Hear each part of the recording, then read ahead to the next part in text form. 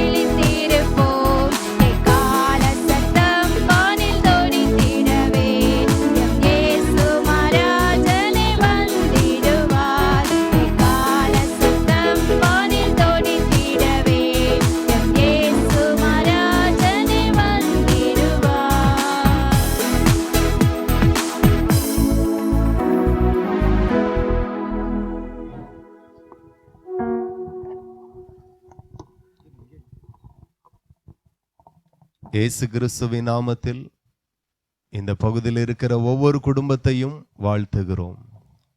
ஆண்டவர் தாமே உங்கள் யாவரையும் ஆசீர்வதிப்பாராக.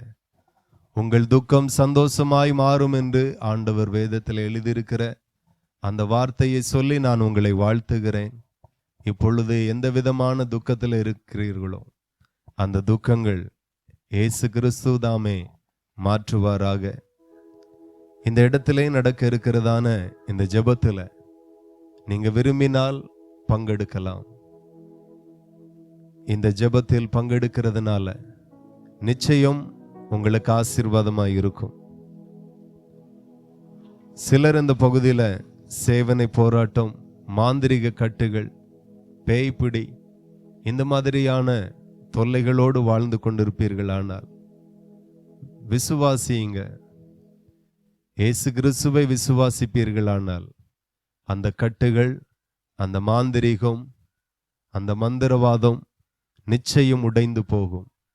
ஆகவே இந்த இடத்துல ஒரு 15 நிமிடங்கள் இந்த ஜெபம் நடைபெறும். நீங்க விரும்பினால் பங்கெடுங்க.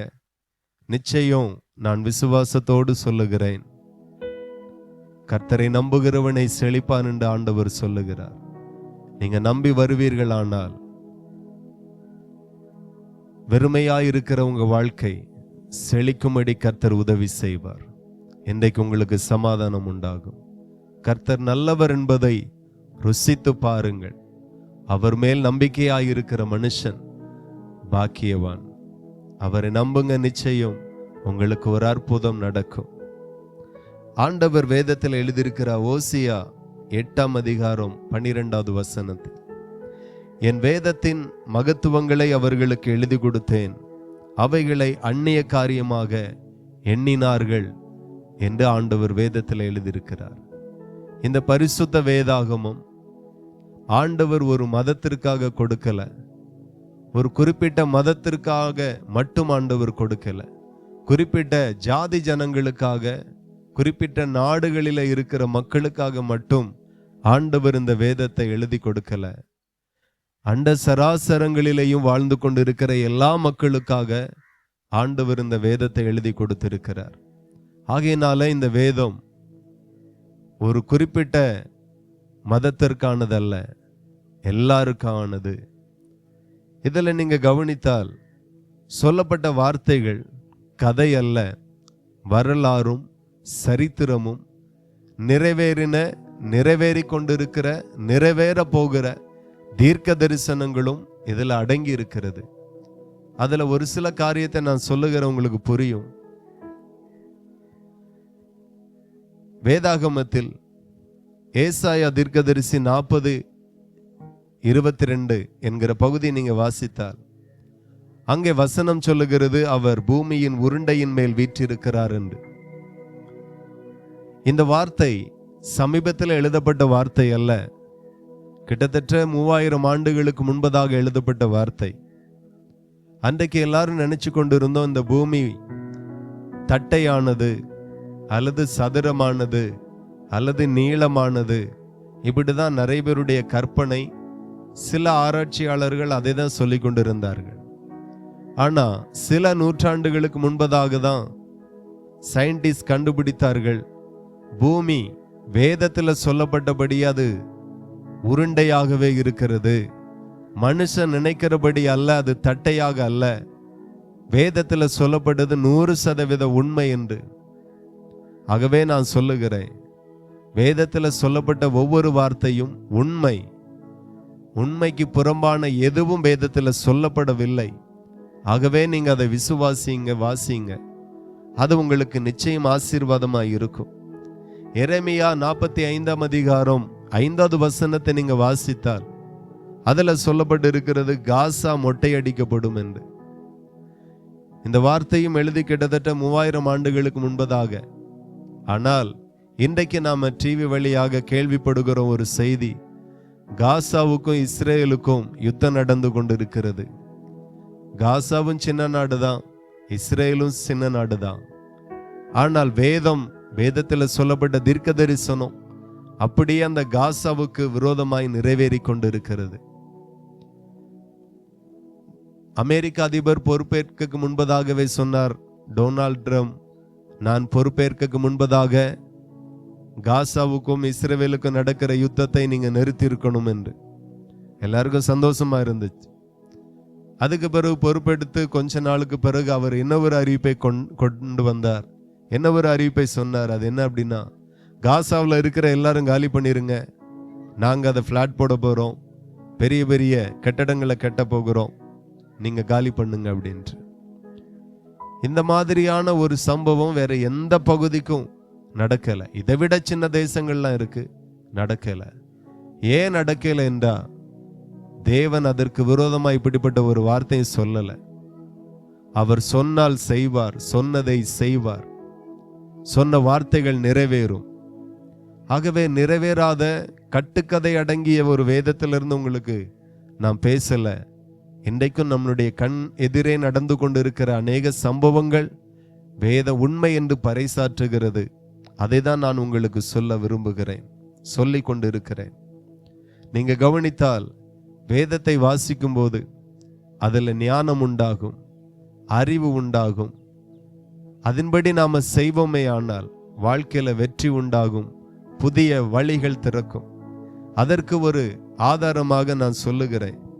வேதத்தில் ஆதியாகமம் 2ஆம் அதிகாரம் 21வது வசனத்தை நீங்க வாசித்தீர்கள் ஆனால், ஆண்டவர் இந்த பூமியை சிருஷ்டித்த நாளிலே சொல்லப்பட்ட சில சம்பவங்கள் அதுல சொல்லப்பட்டிருக்கிறது. அப்பொழுது ஆண்டவர் ஒரு மனுஷனை தன்னுடைய சாயலாகவே சிருஷ்டித்தாராம். இன்னைக்கு சிலர் நினைக்கிறாங்க மனுஷன் குரங்குல இருந்து வந்தான் அப்படின்னுட்டு.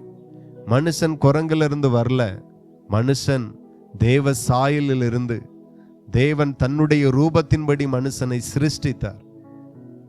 அப்ப அந்த பகுதியில் என்ன எழுதியிருக்கிறது என்றால், கர்த்தர் ஆதாமுக்கு அயர்ந்த நித்திரையை வரப்பண்ணினார், அவன் நித்திரை அடைந்தான், அவர் அவன் விலா எலும்புகளில் ஒன்றை எடுத்து அந்த இடத்தை சதையினால அடைத்தார். ஒரு மனுஷனுக்கு துணையாக மனுஷி ஆண்டவர் படைத்தார். படைக்கும் போது என்ன செய்தார் என்றால், முதலாவது மனுஷனை சிருஷ்டித்தார். அதுக்கு பிறகு அவனுக்கு அயர்ந்த நித்திரையை வரப்பண்ணினாராம். அவன் அயர்ந்த நித்திரையா இருக்கும்போது விலா எலும்புகளில் ஒன்றை எடுத்து மனுஷியாக உருவாக்கி அவனுக்கு துணையாக கொடுத்தாராம். இவண்ணமாய் ஒரு மனுஷி உருவாக்கப்பட்டாள் இந்த பூமியில். நான் ஏன் இந்த பகுதியை சொல்லுகிறேன் என்றால், ஒரு காலத்துல மருத்துவ உலகத்தில் ஒரு மனுஷனுக்கு வயிற்றுல கட்டியோ ஏதோ ஒரு பிரச்சனை அறுவை சிகிச்சை செய்யணும் அப்படின்னா அவங்கள உயிரோட வச்சு அந்த பகுதியை அறுத்து அந்த கட்டி அகற்றி பிற்பாடு தைப்பாங்க. அன்றைக்கு மயக்க மருந்து ஒன்று கிடையாது மருத்துவத்திற்கு, மருத்துவ உலகத்திற்கு. ஒரு நல்ல ஜெபிக்கிற ஒரு மருத்துவர், ஜேம்ஸ் சிம்சன் என்கிற ஒரு மருத்துவர், அவர் வாழ்ந்த நாட்கள் அது. அவர் அதிகமா அதற்காக ஜெபித்தார். வழக்கமாகவே நல்ல ஜெபிக்கிறவர், கடவுள் நம்பிக்கை உடையவர், வேதத்தை நேசிக்கிறவர். அப்படியே புதுசா ஏதாகிலும் கண்டுபிடித்து ஜனங்களுக்கு கொடுக்கணும் அப்படிங்கிற ஒரு வாஞ்சை உடைய மனுஷன். அப்படியே அவர் வேதத்தை வாசித்து கொண்டிருக்கும் போது இந்த பகுதி அவர் வாசிக்கிறார். அதுல சொல்லப்பட்டிருக்கிறது, கர்த்தர் ஆதாமுக்கு அயர்ந்த நித்திரையை வர பண்ணினார், அவன் நித்திரையடைந்தான், அவர் அவன் விலா எலும்புகளில் ஒன்றை எடுத்து அந்த இடத்தை சதையினால் அடைத்தார் என்று. அப்பந்தான் அந்த மருத்துவரும் கண்டுபிடிப்பாளருமான அவருக்கு ஒரு ஞானம் வந்தது. ஒரு மனுஷனுக்கு அயர்ந்த நித்திரையை வர பண்ணினால் அதுக்கு பிறகு சரீரத்தில் என்ன நடந்தாலும் அவனுக்கு தெரியாது. இந்த வசனத்தை அடிப்படையாய் வைத்து அவர் முதல்ல குளோரோஃபார்ம் என்கிறதை மருந்தை கண்டுபிடித்து மருத்துவ உலகத்துக்கு தந்தார். அதை தான் நாம இன்று வரையிலும் ஒவ்வொரு அறுவை சிகிச்சையிலையும் நாம பயன்படுத்துகிறோம். இதெல்லாம் எங்கிருந்து வந்து அப்படின்னா, வேதத்தை வாசிக்கும் போது வேதத்துல சொல்லப்பட்ட சம்பவங்களில இருந்து சிலர் கண்டுபிடித்தார்கள்.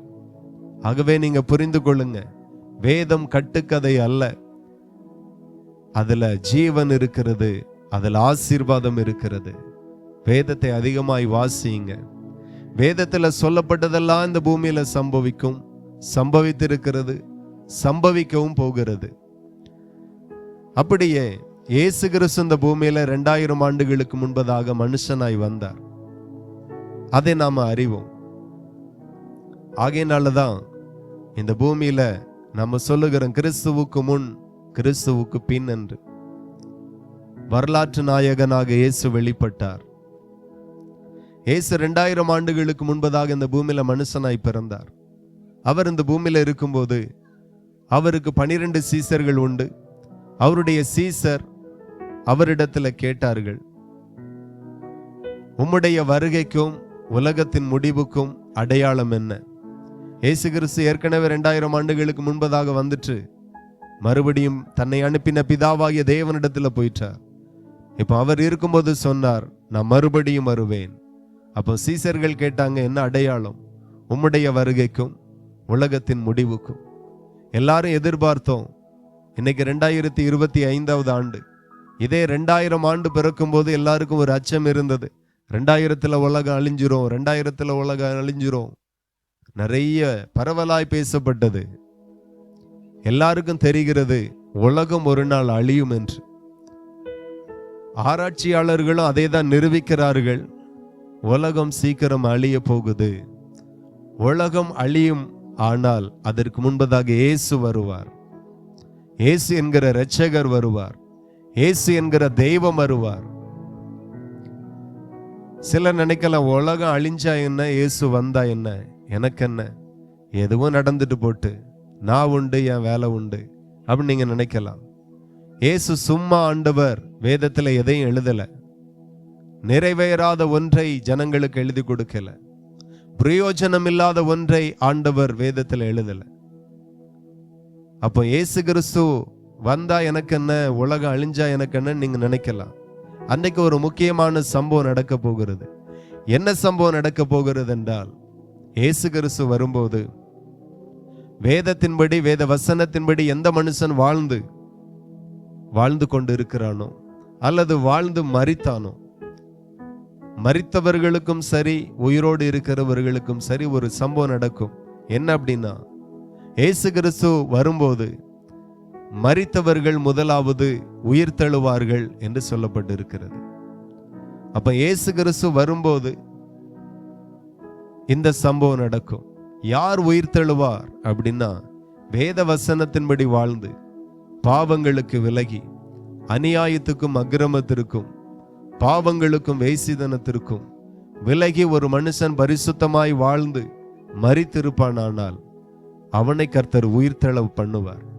அதே சமயத்துல அவர் வரும்போது ஒரு மனுஷன் வேத வசனத்தின்படி வாழ்ந்து அந்த கட்டளைகளை கை கொண்டு ஒரு மனுஷன் வாழ்ந்திருப்பானால், அவர் வரும்போது அவன் ஜீவனோடு இருந்தால் ஒரு நொடி பொழுதில் அவன் மறுரூபமாக்கப்பட்டு இயேசுவோடு சேர்க்கப்பட்டு இவண்ணமாய் உயிரோடு இருக்கிறவர்களும் வசனத்தின்படி நடந்த உயிரோடு இருக்கிறவர்களும் வசனத்தின்படி நடந்து மரித்தவர்களும் உயிர்த்தெழுவார்கள், இயேசுவோடு சேர்க்கப்படுவார்கள், பரலோகத்திற்கு கொண்டு போகப்படுவார்கள்.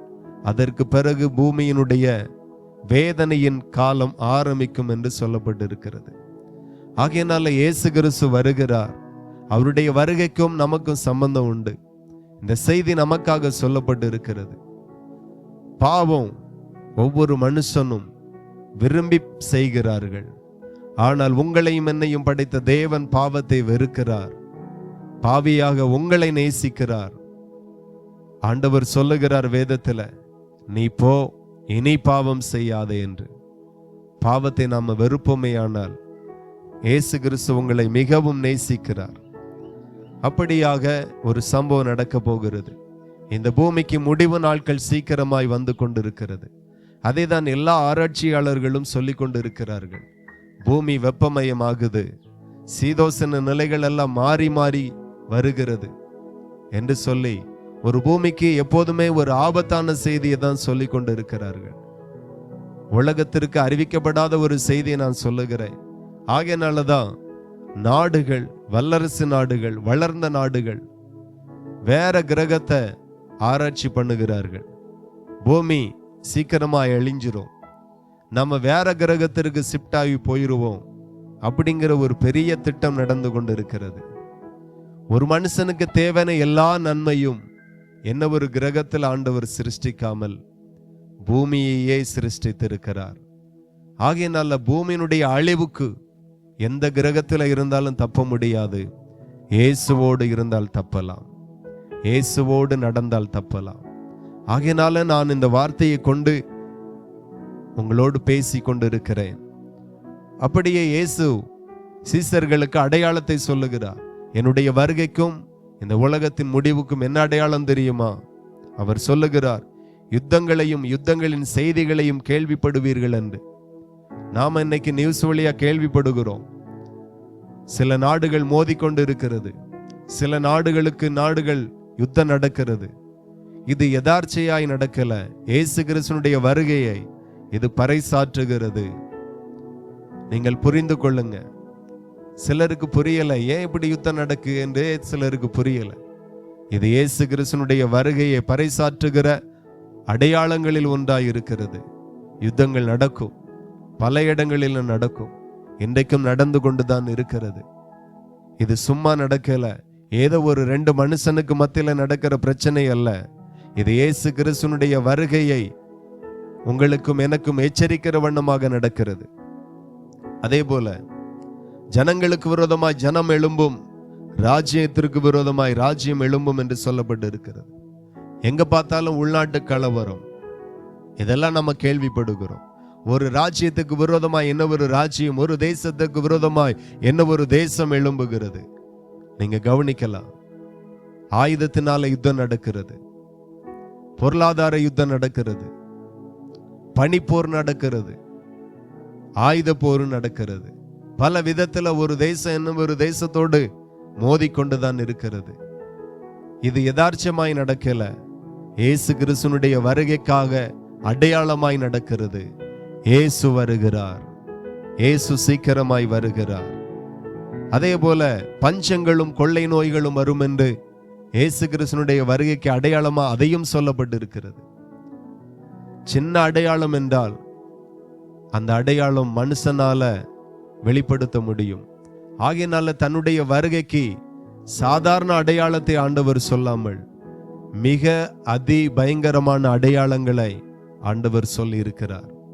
ஆகையினால புரிந்து கொள்ளுங்கள், இயேசு கிறிஸ்து வரக்கு முன்பதாக பஞ்சங்களும் கொள்ளை நோய்களும் வருமா? பல தேசங்களிலே பஞ்சம் இருக்கிறது, இன்றைக்கும் இருக்கிறது. சொமாலியா தேசத்துல பயங்கரமான பஞ்சம். பிள்ளைகளுக்கு ஆகாரம் இல்லை, குடிக்க தண்ணீர் இல்லை, வாழ வழி இல்லை. எத்தனையோ தேசத்தினுடைய பொருளாதாரம் விழுந்து கிடக்கிறது, உடைக்கப்பட்டு கிடக்கிறது. இதெல்லாம் நம்ம செய்தியா பார்க்கிறோம். நமக்கு வெறும் செய்தி தான் அது. ஆனால் கிறிஸ்துவினுடைய வருகையின் அடையாளமாய் இருக்கிறது. அடையாளத்தில் ஒன்றுதான் இந்த பஞ்சங்கள், கொள்ளை நோய் வரும் என்று சொல்லப்பட்டு இருக்கிறது.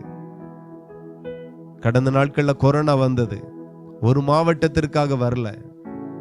இயேசு ஒரு மாவட்டத்திற்கான தேவனும் அல்ல, ஒரு மாநிலத்திற்கான தேவனும் அல்ல. அவர் முழு உலகத்திற்குமான தேவன். அவர் சொன்ன வார்த்தை முழு உலகத்திலையும் நிறைவேறும்.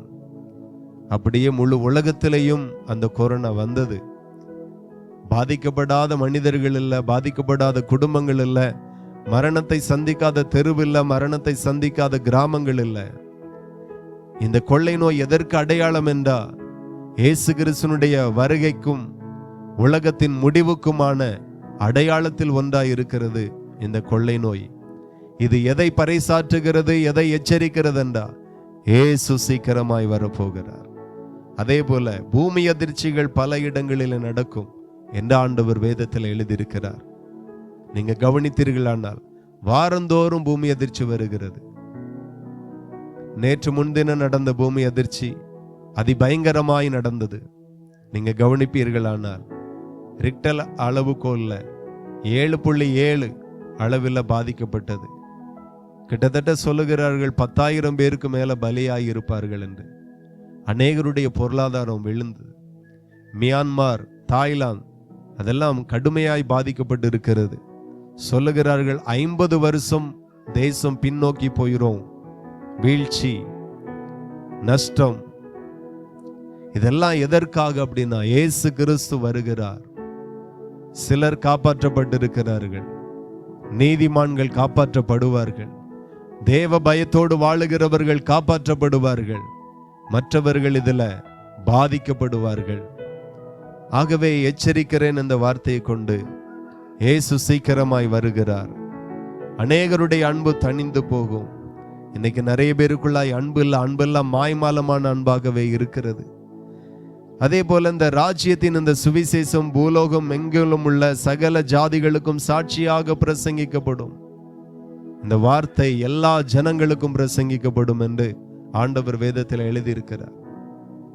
இன்னைக்கு அதான் ஒவ்வொரு சபையும் பல கிராமங்களில் போய் இயேசு வருகிறார், இயேசு மெய்யான தெய்வம் என்று சொல்லுகிறது. இதற்காக தான் அவருடைய வருகையின் அடையாளத்தில் இதுவும் ஒன்று. ஆகவே இந்த ராஜ்யத்தின் சுவிசேஷம் எல்லா ஜனங்களுக்கும் பிரசங்கிக்கப்படும், எல்லா பாஷைக்காரர்களுக்கும் பிரசங்கிக்கப்படும், எல்லா ஜாதி ஜனத்திற்கும் இது பிரசங்கிக்கப்படும். இயேசுவே இதை கட்டளையிட்டார். நாங்க அவருடைய பணியை உங்கள் நடுவில் செய்து கொண்டு இருக்கிறோம். ஆண்டவரை குறித்து எந்த இடத்துல போய் சொன்னாலும் எதிர்ப்புகளும் பிரச்சனைகளும் நம்ம பல இடங்களில் பார்க்கிறோம். ஆனாலும் அதன் நடுவிலையும் இயேசுவுக்கு பயந்து, அவர் சொன்னாரே என்கிற பயத்தோடு, அவருடைய வார்த்தைக்கு நடுங்கி, சொல்லாம இருந்தா அவர் கண்டிப்பார், சொன்னா ஜனங்கள் எதிர்ப்பார்கள். நாங்கள் மனுஷனுக்கு அல்ல, தெய்வத்திற்கே பயப்படுகிறோம். ஆகையினால நீங்க கேட்டாலும் கேட்காவிட்டாலும் சொல்ல வேண்டியது எங்களுடைய கடமை. நாங்க அவரை பிரசங்கிக்கிறோம். இதுவும் வருகையின் அடையாளத்துல ஒன்றாய் இருக்கிறது. புரிந்து கொள்ளுங்கள். அப்ப அவருடைய வருகையில ஆண்டவர் சொல்லுகிறார் லூக்கா 12:40, அந்தபடியே நீங்கள் நினையாத நேரத்தில் மனுஷகுமாரன் வருவார், ஆகையால் நீங்களும் ஆயத்தமாயிருங்கள் என்று அவர் எழுதியிருக்கிறார். இப்ப இயேசு கிறிஸ்துவினுடைய வருகைக்கு நான் எப்படி ஆயத்தமாகணும் என்று நீங்க கேட்கலாம். வேதத்தில் அதற்கு சொல்லப்பட்டு இருக்கிறது. அவர் மெய்யான தேவன் என்று விசுவாசிக்கணும். அவரை நீங்க நம்பணும். அதே போல சபை ஒரு மனுஷனை மதமாற்றத்திற்காக ஞானஸ்நானம் கொடுக்காமல், ஒரு மனுஷன் செய்த பாவத்தின் மன்னிப்புக்காக ஞானஸ்நானம் கொடுக்கப்பட்டு இருக்கிறது. ஞானஸ்நானம் எடுக்கணும். நான் இதுவரையிலும் அறிந்தும் அறியாமலும் செய்த பாவம் இயேசு மன்னிக்கணும். இனி நான் பாவம் செய்ய மாட்டேன், இனி நான் பரிசுத்தமாய் வாழுவேன் என்று பாவத்திலிருந்து மனம் திரும்பணும். இன்னைக்கு அநேகர் பாவத்துல வாழுகிறார்கள், பாவத்தை செய்கிறார்கள், விரும்பி செய்கிறார்கள். ஆனால் படைத்த தேவனோ பாவத்தை வெறுக்கிறார். ஆகையினால பாவத்துல இருந்து நீங்க மனம் திரும்பி பரிசுத்தமாகணும். அதே போல சபைகளில கிறிஸ்து தன்னுடைய ஆவியை கொடுக்கிறார். இன்னைக்கு சில கிராமத்துல நம்ம பார்க்கிறோம், ஏதோ பேய் பிடிச்சிருக்கு அப்படின்னு நம்ம சொல்றோம். ஒரு செத்தவர்களுடைய ஆவி ஒரு மனுஷனுக்குள்ள வருகிறத நம்ம பார்க்கிறோம். அதனால அவன் பாதிக்கப்படுகிறான். அதே போல கிறிஸ்துவும் சபையில செத்தவர்களுடைய ஆவி அல்ல, தன்னுடைய ஆவியானவரை கொடுக்கிறார், பரிசுத்த ஆவியானவரை கொடுக்கிறார். இந்த மூன்றையும் நீங்க பெற்றுக்கொள்வீர்களானால், இயேசு வரும்போது, இந்த உலகம் அழியும் போது நீங்க இயேசுவால மீட்கப்படுவீர்கள். அழிவிலிருந்து மீட்கப்படுவீர்கள், நரகத்திலிருந்து மீட்கப்படுவீர்கள். இயேசுவே மீட்பராய் வரப்போகிறார், இரட்சகராய் வரப்போகிறார். மனம் திரும்புங்கள். இயேசு உங்களை மிகவும் நேசிக்கிறார். இவ்வளவு நேரம் இந்த வார்த்தையை செவி கொடுத்து கேட்ட உங்களை பரலோகத்தின் தேவன் மிகவும் ஆசீர்வதிப்பாராக. God bless you. நிறைவு ஜெபமாக தனம் பிரதர் முன்பதாக ஜெபம். எங்களை அதிகமாக நேசித்து வழி நடத்துகிற எங்கள் அன்பு பரலோக பிதாவே, உமக்கு நன்றி அப்பா. சோதரிக்கிறோம் தப்புனே, இந்த வேலையிலையும் தகுப்புனே அப்பா, சுவிசேஷ கூட்டமாய் தகுப்புனே சுவிசேஷத்தை அறிவித்திருக்கிறோம் ஆண்டவரே. இதிலே தகுப்புனே அநேக பலனை நாங்கள் எதிர்பார்க்கிறோம் ஆண்டவரே. அப்பா, இதனுடைய பலன் என்ன என்று தகுப்புனே பாவத்திலிருந்து மனம் திரும்புகிற பிள்ளைகளாய் தகுப்புனே, பாவத்திற்கு என்று தகுப்புனே ஒரு கூட்ட ஜனங்களை ஆயத்தப்படுத்துகிற அந்தகார கிரியைகளிலிருந்து தகுப்புனே, என் தேவன் இயேசு கிறிஸ்து தான் உண்மையுள்ள தெய்வம் என்பதை அவர்கள் உணர்ந்து அவர்களுக்குள்ளாய் செயல்படுகிற ஒவ்வொரு காரியங்களிலும் பலப்பட்டு மனம் திரும்பி வருகிற ஒவ்வொரு காரியத்தையும் நாங்கள் விதைத்திருக்கிறோம் ஆண்டவரே. அப்பா, இதை கண்டு தகுப்புனே அநேகர் சாட்சியுள்ள பிள்ளைகளாய் மாற கிருபை செய்வீராக. தகுப்புனே வந்திருக்கிற ஒவ்வொருவரையும் நீர்தாமே ஆசீர்வதிப்பீராக, பலப்படுத்தும் இயேசுவின் நாமத்தில் ஜெபிக்கிறோம் பிதாவே.